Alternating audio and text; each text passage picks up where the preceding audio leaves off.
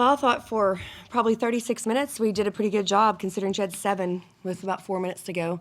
Obviously, she's a fantastic player, and you got to give a lot of attention to her. And we wanted to try to get the ball in her hands as much as possible because we knew we didn't have one individual that could just stop her by themselves. I thought late in the game she obviously took over. And that's what great players do. And I think we went away from our game plan a little bit and didn't send our help where we had been the entire time. So, credit her for obviously being a great player that she is and putting her team on her back. Coach, 31 fouls on the night. How do you think that affected your team? Yeah, I mean, it stinks, right? We can't send people to the free throw line that many times, and we've got to get to the line more. But it certainly disrupts our defensive game plan whenever we have to go really small. One of the things that we've got quite a few athletes on our team, and we had to go pretty deep in our bench and go a little bit smaller, which kind of altered our game plan a little bit. But it makes it ugly, right? It makes it an ugly game to watch when there's that many fouls called and that many free throws shot. Coach, your full court press seemed to give Kansas a bit of difficulty. Was that the game plan going into tonight's matchup? Yeah, we certainly wanted to try to turn them over. That's actually just part of our system and trying to get extra possessions, trying to speed them up a little bit, and then trying to get some offense off of our defense.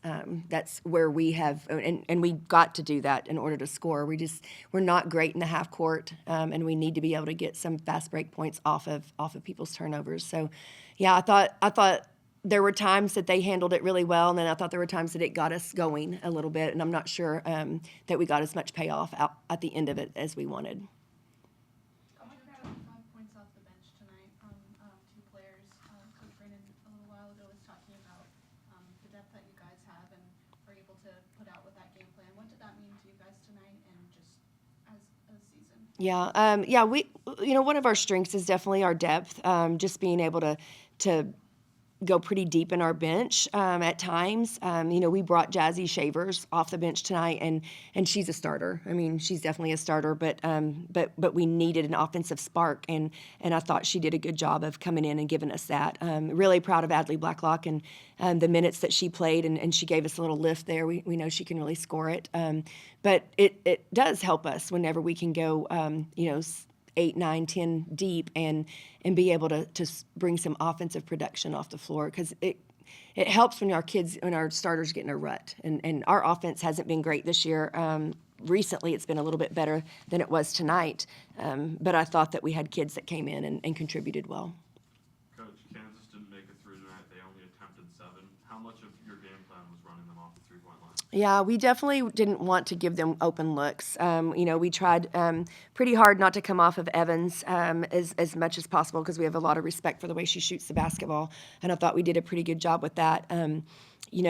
We've done a decent job of defending the three-point line this year, but if people can get to the rim every single time or get an and one, that really defeats the purpose. So we've got to do a better job of not fouling and protecting the paint a little bit better.